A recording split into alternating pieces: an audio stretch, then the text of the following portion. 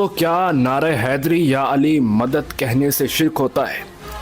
کیا یا علی مدد کہنے سے شرک ہوتا ہے یا اللہ کی رحمتوں کا نزول ہوتا ہے؟ آئیے اس سوال کا جواب قرآن پاک سے پوچھتے ہیں جو ہم سب کے لیے راہ ہدایت ہے، نس ہے، اس سے ہم دور نہیں بھاگ سکتے۔ آئیے قرآن پاک سے پوچھتے ہیں کہ مولا علی کو مشکل کشا کہنا چاہیے۔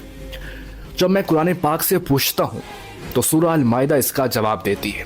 اللہ تعالیٰ جل جلالہ سورہ المائدہ میں ارشاد فرماتے ہیں، بسم اللہ الرحمن الرحیم، انما ولیکم اللہ ورسولہ والذین آمنوا الذین یقیمون الصلاۃ۔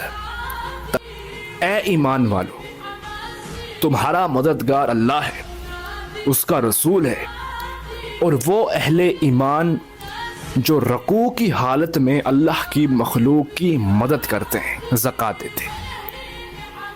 اب پہلی بات اللہ مددگار، دوسری بات رسول مددگار، اور تیسری بات وہ اہل ایمان جو رکوع کی حالت میں اللہ کی مخلوق کی مدد کرتے ہیں۔ اس بات پہ تھوڑا پردہ ہے۔ اب آئیے تاریخ کے کتب سے پوچھتے ہیں کہ وہ کون تھا جس نے رکوع کی حالت میں مدد کی تھی، اور قرآن کہہ رہا ہے کہ وہ تمہارا مددگار ہے۔ ہم جب تاریخ سے پوچھتے ہیں تو تاریخ ہمیں 1400 سال پہلے والے دور میں لے چلتی ہے اور کہتے ہیں کہ میرے ساتھ عرب کی سرزمین پہ چلو۔ جب عرب کی سرزمین پہ پہنچتے ہیں تو وہاں ہمیں ایک کچی مسجد میں لے چلتی ہے۔ ہم جب وہاں پہنچتے ہیں تو صحابہ نماز پڑھ رہے ہوتے ہیں۔ نماز جب وہ پڑھ رہے ہوتے ہیں تو ایک فقیر اللہ کے گھر کے باہر آتا ہے، مسجد اللہ کا گھر ہے، اور وہ صدا دیتا ہے، کوئی ہے جو میری مدد کرے؟ خاموشی، صحابہ نماز پڑھیں۔ دوسری مرتبہ پھر کہتا ہے کوئی ہے جو میری مدد کرے؟ خاموشی۔ تیسری مرتبہ کہتا ہے اے خدا، میں تیرے گھر سے خالی جا رہا ہوں۔ جب وہ تیسری مرتبہ کہتا ہے تو ایک نورانی چہرے والا وہ رکوع کی حالت میں جاتے ہیں، اپنے ہاتھ سے انگوٹھی اتارتے ہیں، اس فقیر کو پھینک دیتے ہیں۔ وہ فقیر انگوٹھی اٹھا کے خوش ہو کے واپس جاتا ہے۔ جب جا رہا ہوتا ہے تو اس کی ملاقات آقا دو جہاں نور مجسم سید عالم حضور سے ہوتی ہے۔ تو حضور اسے پوچھتے ہیں کہ انگوٹھی تم نے کس نے دی؟ تو کہتا ہے کہ مسجد میں گیا تو ایک نورانی چہرے والا اس نے دی۔ اس میں جب یہ عمل ہوا نا، اتنی ہی دیر میں اللہ کا فیصلہ زمین پہ اترا، قرآن کی آیت اتری۔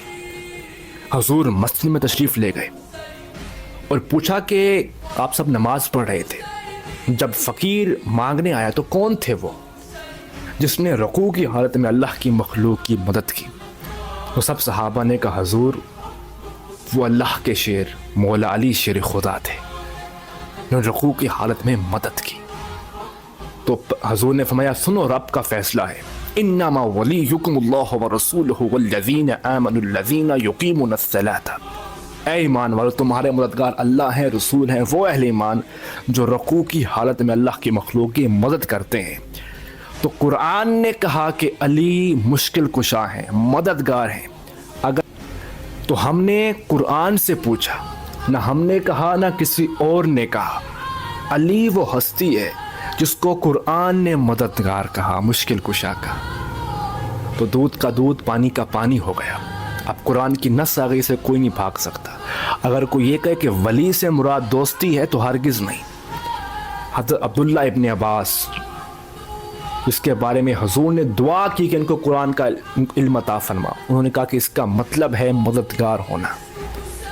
آپ ان کی تفسیر پڑھیے، عمران جس کو قرآن مددگار کہے اس کو ولی کہتے ہیں۔ اللہ تعالی ہم سب کو راہ ہدایت فرمائے۔